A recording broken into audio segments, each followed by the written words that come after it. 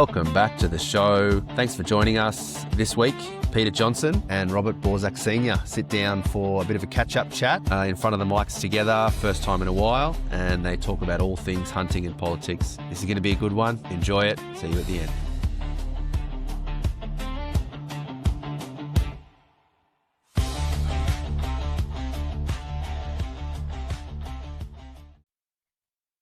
Yeah, good afternoon.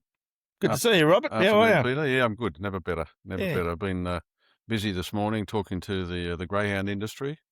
Another industry which we saved from the Baird government. Yeah, we saved it from the Baird government, and now the current government is trying to condemn it to death with overregulation. Yeah, we're doing the same in New Zealand, Robert. GWIC. Yeah. It needs to be abolished.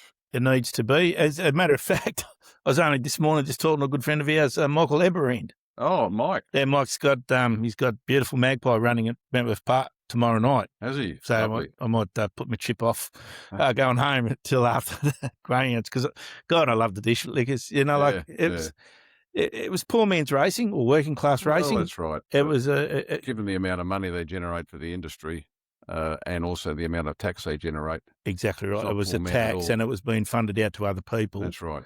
But it was a great industry to be a part of, because we loved the dogs. Like Linda's brother, he had greyhound side, a couple of greyhounds, and everybody I know had greyhounds would go without food to make sure the greyhounds had the right I diet. went out with the team this morning to Ken Burnett's place. Oh, right. His kennel's out there at his place, just out of Bringelly, Mm-hmm. and spent a hour or so talking to him about the issues with the industry. The largest part of it is the now massively overregulation and control trespass, really, by GWIC onto everyone's properties, and the very clear impression that everyone's getting that they're being mugged by GWIC and treated as criminals. Yeah, and look, that's a growing trend. What's happening? I guess you could say we are the original freedom fighters, Robert, as far as a political party goes. That's right. And started off with fighting for our freedom and rights of gun ownership. Regain freedom was the original slogan that the party was launched on in 1995 in the campaign when John Tingle got elected. Yep, and it's the greyhounds, it's gun owners, it's fishermen, it's the taxi industry versus Uber. Yeah, that's right. That's the and blowing our own trumpet here for a sec, but we've been, as a party, been the driving force some of those industries staying alive, because successive governments haven't really looked after them. No, that's right. It's always been the underdog that we've looked after, because we're underdogs. If the reality is, if the Shooters, Fishers and Farmers Party, originally Shooters Party, hadn't been there in Parliament for 30 years, we wouldn't have any of these industries. Even under the previous 12 years, under the previous coalition government, they attacked the greyhounds, they attacked fishing. Recreational fishing would be gone. They attacked commercial fishing. They attacked destroyed an industry. That's right. Commercial fishing has been destroyed. Yeah. It can go on and on. The timber industry, and we're seeing it again under this government. Well, yeah, we can see it under the Great Koala National Park. How it's destroying the timber industry. The hardwood, all to placate and buy off green votes in the city. Yep, that's right. Which we'll never ever step foot out into those forests to see what actually is. Not at all. And not long after the decision was made to declare the Great National Koala Park, bingo! They found out the numbers were actually higher. Came out and said that something different completely. No. Doesn't it sound a bit like the grey nurse shark from years ago? Well, it's the grey nurse shark. There's another one that was sacrificed, and we saw the National Party when they were, when the National Party member, can't think of his name at the moment, but they put the saving graces on the grey nurse, because the Greens were campaigning in those days saying grey nurses was endangered. Was it Noel Blair? Yeah, that's right. Because both that and the commercial refill, Noel Blair. That's right. And the reality is that we all know that they're not endangered. We're seeing now what's happening. We're calling for a commercial fishery, even on a trial basis for sharks. And their numbers need to be managed. Yep. And if you're not flying drones around and issuing warnings, isn't managing, that's keeping people out of the water. If people can't go into the water, then they won't come to the beach. If they don't come to the beach, then all of those coastal Places where I live, Robert. Places- Places where I live are That's under right. threat for tourism. Tourism will disappear, especially coastal suburbs in Sydney. How would those councils like that? Who's going to pay their parking fees? Who's going to pay all the parking fines? Yeah, exactly right. And who's going to then therefore fund those councils? So the whole thing is ill-conceived and needs to be sorted out. We need real solution, not pretend solutions. And 30 years we've been in Parliament in New South Wales. Like, you've been involved with the party from basically day dot. I'm a relative newcomer at 17 years or so. It's quite apparent that people like us, the outdoor pursuits, we're under threat. They don't want us to feed ourselves, whether it's off the land or out of the ocean. They don't want us to enjoy, having a close relationship with our dogs and get the enjoyment. Those dogs love to run. The greyhounds, they love to run. They're athletes. They're athletes. They are. They're finely tuned, and everybody knows it. If you get a greyhound, he sprains a toe, he's out of action for a while, and all that sort of stuff. But let's get into some really dark stuff at the moment. Like, let's talk about the caliber. Well, the caps on firearms. The most recent change to the gun laws. So what they want to do, they want to keep A and B rec hunters to a maximum number of 4. Whether that's conceived out of a phone call over the WA and say, you got 5, we can go one better, we'll get 4. We don't know how they did it. I actually asked that question at a Firearms Registry consultative committee meeting, and they said that's not the forum for it. No. Well, that might not be the forum, but this is. Yeah. And there is no science, there is nothing else. It's just pure unadulterated politics. Well, see, it is politics, because we as hunters have a specific ode, I guess you'd call it, or an ethic to abide by, and that is to, whilst we hunt for food, we have to make sure we have a humane and ethical kill. Now, we've gone from being hunters to stewards, I guess, because we introduced recommended calibers for certain animals. And, like, my biggest fear is they're going to limit the humane guidelines. Yeah, the humane guidelines they're going to actually put breakable boundaries on those now, because people are going to choose what 4 firearms they're going to use for the hunting. Now, let's take 22. We use that for stationary shots on rabbits and hares, okay? Running game, you'd 20 gauge or a 12 gauge shotgun. Then you'd step it up. You might go to a 22 Magnum for foxes and still use your 12 gauge. Or a 222. Or a 222, a 22 250, a 204. We're starting to step up into the larger calibers for stationary animals. Then you've got your mid calibers, your 2506s, your 260s, your 270s, and you get up into your 30 cows. And then we're starting to talk about being effective now on larger animals. Well, it also depends on range. And range too. Like, you look at a 204, it's a great fox weapon from 30 yards out to 400. I mean, it's probably an 1.5 inch difference over it. My ticker T3 shoots like a dream at all those distances.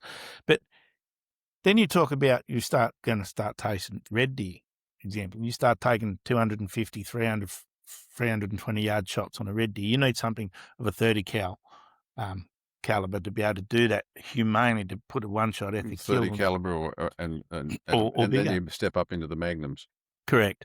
And then, then you start talking about, well, we've got Asiatic buffalo, we've got scrub bulls and all that sort of stuff. So then we could be going into the 338 Win Mags or your Shaytacs.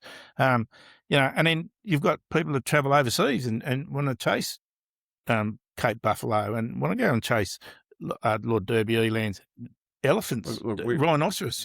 We have a government that listens to the police who don't know what they're talking about. Well, police shouldn't be making the laws. They should only enforce the laws. Police are trying to restrict us, for example, on the ranges, nothing greater than a 308, for example, energy-wise, which is just nonsense. And they know it's nonsense. But I want to know, the thing is, here we are, we're currently in the middle of a huge dilemma with the Brumbie cull. Well, and yet they're using unsuitable calibers out of helicopters. This is exactly where I was going to go. This is a government that pays no heed whatsoever to the humaneness of the killing processes for which firearms are selected. Yep. Okay? So they are quite happy to see animals, horses in this particular case, Whether you believe they should be culled or not is another issue. There's a humane reason. There's a humane obeyed. reason for using the right caliber. Yep. And they actually changed the rules of operation to allow themselves the opportunity to shoot brumbies up to 15 times to kill them. And in some cases, 25 shots in some animals. In some, but it's up to 15 as a humane kill. 15 and 17, and they classified that as humane. Yet if you and I did that, and they keep in mind they had the RSPCA sign off on it as well. Well, if you and I did that, the RSPCA would have us in court for animal cruelty. Exactly. Now, what did they not learn from Guy Fawkes National Park at Ebor, where 2 weeks after the shoot... What they learnt was get rid of the cameras. Yeah. That's what they learnt. Yeah. And no matter how much we push them for cameras, they don't want cameras on skids or on rifles because guess what? That's going to show up how bad they are. It's going to show up how inhumane they are and how bad their judgment is. When asked by me, what caliber do they use when they're shooting from the ground, culling from the ground? What caliber do they cull horses with? And what was the answer? In the park, 300 Win Mag. And yet they're using a 308 from a helicopter. They're prepared to use a 308 from a helicopter. Doesn't make sense. Well, it doesn't have to.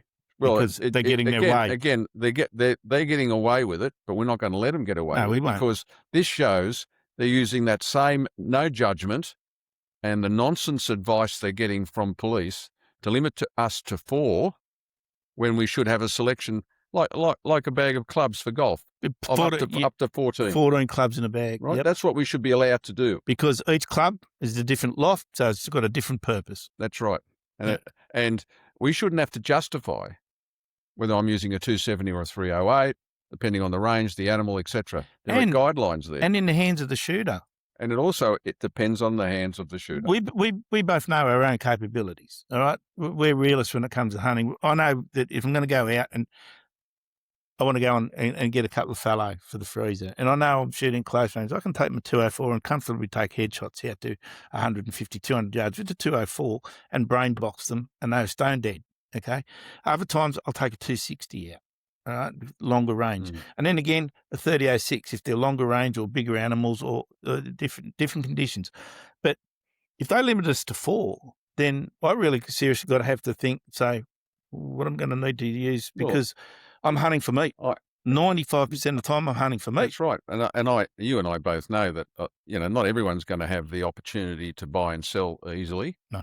Especially given the restrictions that are going to be placed in and the number of gun shops that will have problems staying open. So what you'll find is that people will be using inadequate calibers. And there'll be more... and there'll be a lot less humaneness in what's being done. And it only falls into the hands of the animal rights groups, the RSPCA, and that just prosecutes shooters for doing unethical things. That's right. And so therefore... And this is why we need to get a repeal done on this legislation needs is to a be crock of shit. repealed. Yeah. This government has done the wrong thing. Every other state in Australia, and forget about Western Australia because the police over there run it as a police state. Correct. New South Wales is not a police state. It's the police are giving advice that they're not qualified to give. And I might add on that, they're not coming to the user groups or the expert groups for their knowledge. You and I. We haven't been consulted. I mean, the minister's been talking to us, but the minister is deferring all the time to the police. Now, the police don't even know what they're talking about. And I sit on a review committee for the Firearms Registry, and we never got asked for one iota of input over the new gun laws. And yet we're supposed to be the committee that decides what is right and what is a workable solution on firearms regulations. That's right. And yet, that's right. You see other anti-groups standing side by side the Premier at the press conference. That's right. You know, the anti-gun groups are there side by side, Chris Minns' side, standing there smiling. Hey, isn't this great? Well, he's already admitted publicly that they got it wrong. He already admitted. We've seen the Deputy Commissioner and the Assistant Commissioner in their evidence live in the Royal Commission. Yep. Admitting that the registry's a basket case and it's a failure. Yeah. That's what it gets down to. Well, here's a message for you, Mr. Minns. If you've admitted that it's a failure, fix it and just drop this draconian regulations and go back to let us have common sense regulations. Well, there's a lot of other things that were bad in this law that's been brought up. Absolutely. Right? getting rid of the appeals process. Well, straight away, Right. you've got to go to Supreme Court. You're going to look at $80,000 to fund Well, an appeal if and you they're have doing it. that on purpose. Yep. Right. Yeah, it's another They're jump through hoops. They're not targeting, and it's again, it came out in evidence. They haven't been targeting the at-risk groups. Instead, they're targeting people like you and me. Low-hanging fruit. Right. Yeah, ironically, I wrote a thing 9 years ago. I didn't know you could write. Yeah, I can occasionally, yeah. Yeah, it's a blunt stick, and it's crayon usually, you know, and I try not to get flavoured crayons because I might eat them. But the thing was about the amnesty back in 2017 that I applied, you know, how it was going to make the streets safe and all that. Well, it popped up in my newsfeed the other night. So I said, here's an apt piece. Yes. You actually commented on it. Yes, I did. And I said, well, wow, here we are. If this amnesty was going to be the bee's knees, what? Well, because in the end of the day, Peter, you know, and I know. It's low-hanging fruit. It makes government looks like they've done something. That's right. And, you know, now we've got terrorists. So in the last 30 years of my involvement in the party, we've always had to differentiate ourselves from criminals because Yes. we're the best people in society. Because we've been proven to be fit and proper person to hold a firearms license. Now we have to differentiate ourselves from terrorists. Criminals in waiting, we are. Criminals in waiting. That's how they view us. So what's the government going to do? Oh, we're going to go after you because we think it's politically smarter for us to go after you and chop you down to 4 arbitrarily. Yeah. And we just, as we've just discussed, we know they don't care about humane outcomes. No, because they're letting it happen in the snowies. It's literally happening again now. Literally happening again now. Yep. 15 shots. 15 shots per horse they're allowed. Average of mid-range, 7 shots. 7 shots. So yep. You and I as ground shooters, we'll be going through humane one-shot kill with a follow-up just to make sure. That's right. Yeah. And the old operating rules talked about maximum 3. That's what it was. Yeah. And now we're seeing them quite happy to put up to 15 shots in an animal if they have to. That's humane, isn't it? No, well, it's very inhumane, of course. That's what I'm saying. So, tongue-in-cheek, I said that. But this government had better fix this before the election. Oh, look, I think it's a one-way ticket for them if they don't. I had a one-way ticket out the door. Well, we'll be attacking, as a party, as you know, you're on the state executive, that we'll be attacking at least 50 seats, and we're going to target all the marginal seats in this state. And it doesn't matter what party you're in, because they all went after us when none of us did anything to deserve this. That's right. And look, take the New South Wales Libs straight away on a conga line, straight to back up the Min's decision. Now all of a sudden, she's backtracking and says, let's not rush into these things. Where were the Nats, Robert? Where were the Nats that are supposedly a coalition with the Libs? Where were they saying, hang on, hold up a sec? Did they do anything to stop the Libs from going on? No, absolutely not. They're duplicitous like Tim Fisher was with John Howard. They're still the same old Nats in my book. The politics of all of this have changed significantly since those days. Yep. This government rushed into it because they thought the whole of Australia would go with them. And people have seen through it. And guess what? That hasn't happened. Well, look at their petition. 24 hours, 15 signatures. Are you in favour of gun laws? Stronger gun laws. 15 signatures. Well, how many signatures did we have on the parliamentary website after this? Well, crashed. Yeah. We ended up with 80,000. 84,000, something like that. 84, 98,000. Been corrected. 98,000. That's right. We're just under 100. Yeah. And they can manage to try to call out the Libs for not supporting their gun laws. And they got 15 in 48 hours. And wasn't it funny that only a couple of months before that, they were happily to go with our conservation bill and send it up for another read and all that. And everything was hunky-dory, Robert. Everything was hunky-dory because we were the good guys. We were going to help the conservation hunting efforts because we were the leaders of the conservation hunting efforts. And now all of a sudden we're criminals in waiting because It's just sloppy government that's able to say, we took guns off the street. One of the telling lines was... my guns aren't on the street, neither are yours. And that was the telling line when Mark was talking to Yasmin Catley, the police minister, and he said, on your way to Parliament House today, how many shotguns did you see in a footpath? How many handguns did you kick up the street? They're not getting any guns off the street because all the guns are safely locked up. The public are not wearing this. It's finally they've seen through it. Right. Well, that's right. The public are not wearing this. Other states are not wearing it. And the whole thing, now they've been left with no clothes. Yep. So what they'd better do, if they want to save their asses at the next election, they'd better repeal those sections and come up with a proper structure that's going to allow hunters who, by the way, at least 80 to 85% of licensed shooters are hunters at the moment, because there's another 50 or 60,000 going through the processes to get licensed. Well, I'm doing 6 to 7 license tests a week at the moment. Our club is doing the same. It's happening all over the state. You're talking 6-month wait for a new license application, 9 months wait for a change of genuine reason. Well, I put my change in for genuine reasons in January. I got an email back. Sorry, I didn't get an email. I got an acknowledgement of receipts for the system. The same as I did, but nothing else.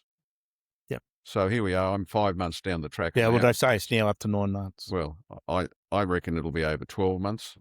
This is an unholy mess, and the government needs to address it. But they have. They've said they're throwing $39 million at the Firearms Registry to clear the backlogs. I tell you what'll happen with that $39 million. The police will do what they always do.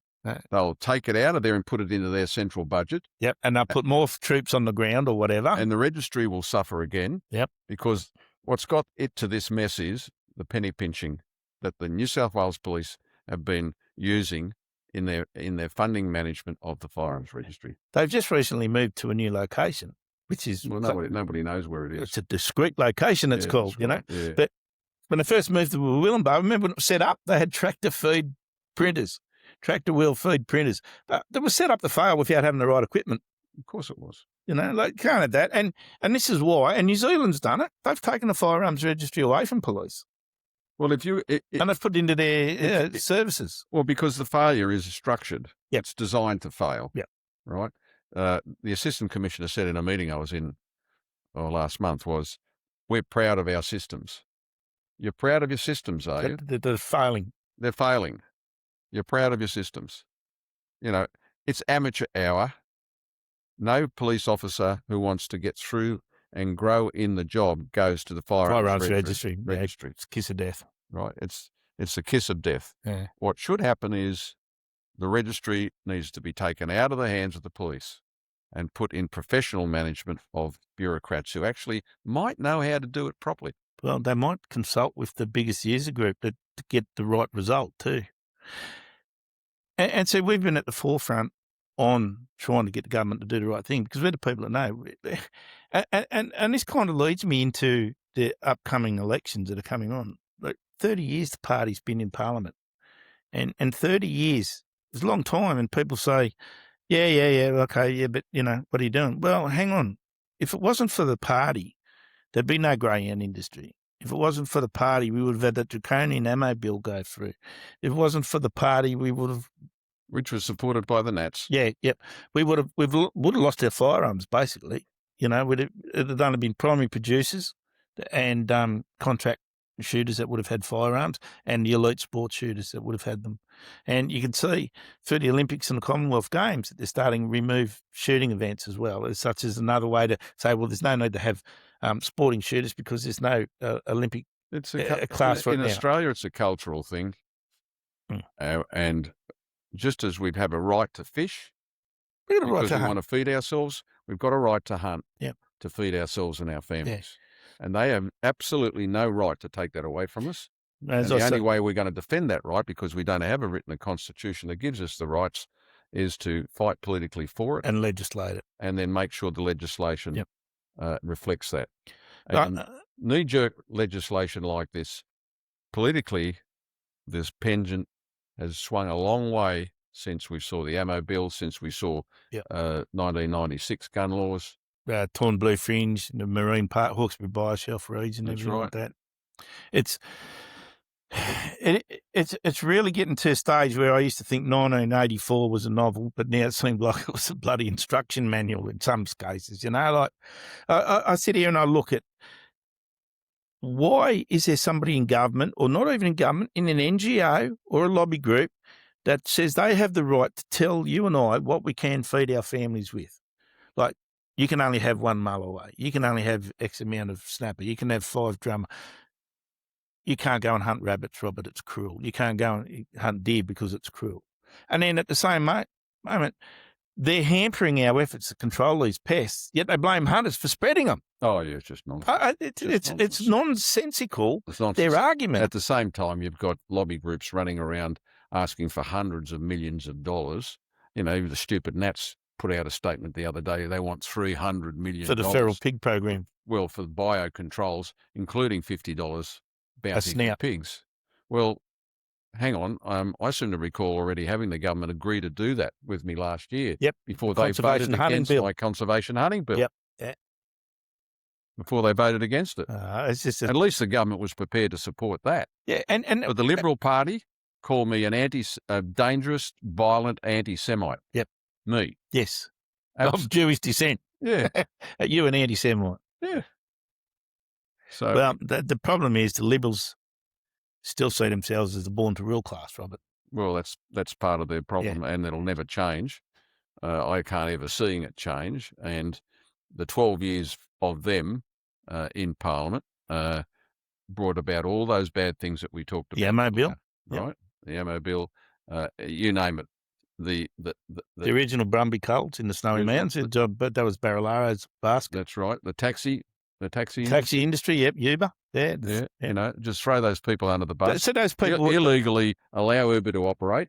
Exactly right. Before they legislated it, and there was no penalty for it, and all these people bought taxi plates because they used to view that as a superannuation fund. So they could sell those plates on, wouldn't be a worthwhile investment. They could retire on the sale of those plates, and then Uber went and turned that into a dust commodity. That's right, worth nothing. Yep. Now, our campaign got the potential compensation for taxi owners more than doubled, tripled almost. Mm-hmm.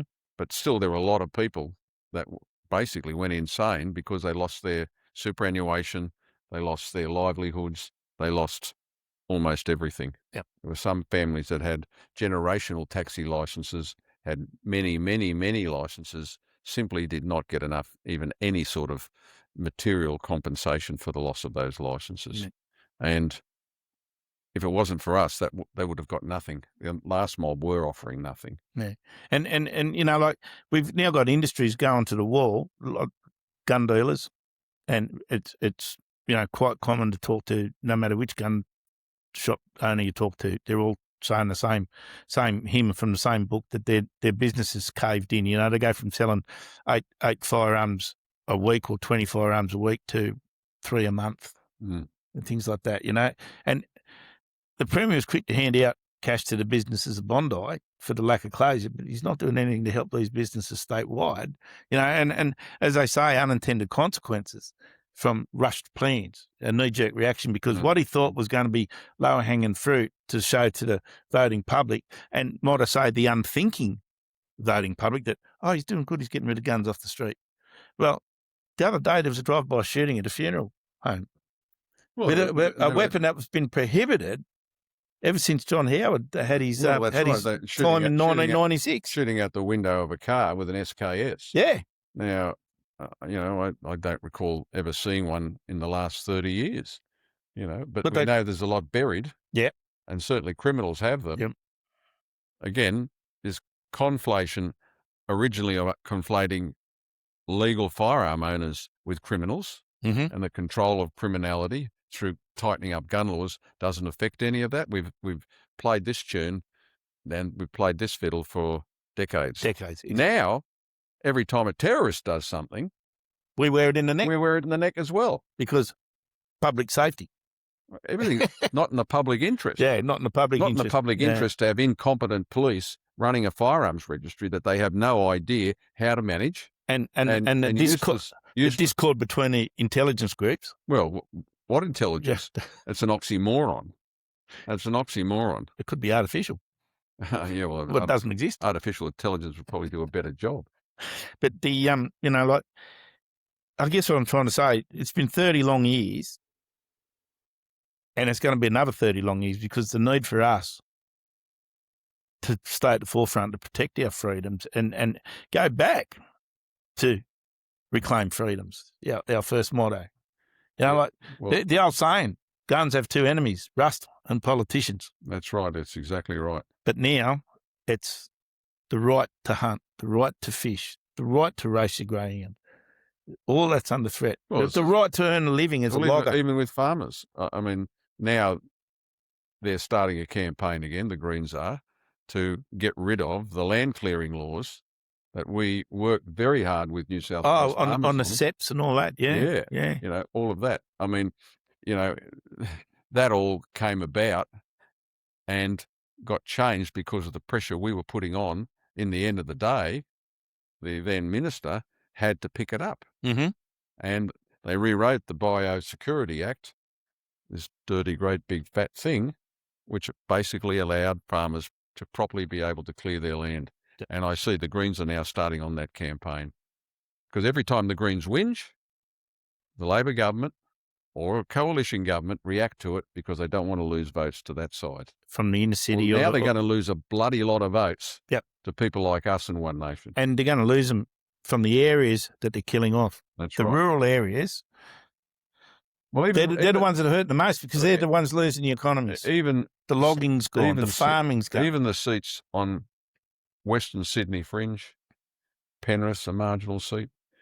The government's got at least 6 or 7 marginal seats. Wollondilly. That's right. There's a lot of marginal seats. Those seats are in dire danger of the government losing them, and we're there to help. Yeah. And them. And, you know, like, normally it's the third Saturday in March every 4 years. It's going to be the second because Easter gets in the way. Yeah. And look, if you're a fisher, you're a hunter, you're a spear fisherman, you're a farmer, we've got the runs on the board. The last 30 years proven we've got the runs on the board. We haven't stopped fighting. We continue to fight. But if you can spare yourself for one Saturday every 4 years to help us on a polling booth. And we need that. We also need people for the pre-poll. Yep. So there's two weeks. Yeah, well, it's 2 weeks in a state election for a pre-poll. It's 1 week. Have they cut it? Because it used to be 2 weeks and then 1 week for a by-election. It's 1 week for state election. Okay. And 2 weeks federal. That's all 1 week now in New South Wales. Right. Yeah. All right. So if you can spare some time to sit on a polling booth during the week for the week leading up to the election, we'd love to hear from you. And, you know, you can guarantee you'd see Robert and I out on the hustings. Well, we've been very, very active in the last few months. We're very active in the campaign process. And you're only going to see more of us coming forward. We're only going to do more. I think the smart money on the government would be to listen to what we're saying. Repeal the gun laws. And secondly, have a look at what they're doing with the brumbies. Well, the brumbie issue is a major problem. Yeah. And they need to put cameras on, get adequate calibers, and do not think they're going to get away with exterminating all the brumbies, because that's not going to happen. It can't happen. Not going to happen. So there it is, mate. There it is. Well, thanks for another good time on the microphone. Thank you. Makes a change, not being in a proper radio studio, but here we are at Shooters, Fishers, Farmers headquarters. And look, Robert's invested 30 years in this party, and a lot more before that into maintaining our outdoor freedoms. He's always been keen to promote it. He's always been one there to make sure that we can maintain the benefits of doing what we do. Me, I'm only a relative newcomer, 17 years in the party, but I've been an active, a very active, vocal activist for fishermen's rights for forever and a day. And look, yeah, to me, back us, because we, as the party, have as much to lose as you guys. We're in the same. Because we're in the same boat. The Hansons, the Libs, the Nats, they can lose their seat. They go off, they'll get a job in corporate world or something, but we lose our guns, we lose our lifestyle. That's what it's about. Well, we lose our culture too. We lose our culture. That's right. And that's what ties to us, because a lot of these things, like all these firearms, first rifles we were given as kid from our dad or our grandfather, that's cultural to us. We don't want to lose that. And now we're being made under these proposed laws that we're going to have to get rid of some of these things. This is where this is without belaboring the point too much, but this is where this government's got no idea the depth of emotion involved and what they've done. Yep. They've got no idea at all. And I don't think hunting's a cultural belief. Well, they're so far from the truth. That's right. And also in relation to the hand-me-down firearms, and that in some cases come down through 3 generations. Exactly right. And now they're going to have to be thrown on the scrap heap. Well, I tell you what. Not on our watch. Not on our watch. Yeah. All right. Thanks for watching. Thank you. And we'll be back again with some more interesting news when it comes up. Thank you. Cheers. Geez, when those two get together, they can just keep going. They could have talked for hours, but we were on the clock, so had stuff to do, stuff to get around to. So thanks for listening. Thanks for sticking around, and we'll catch you on the next one.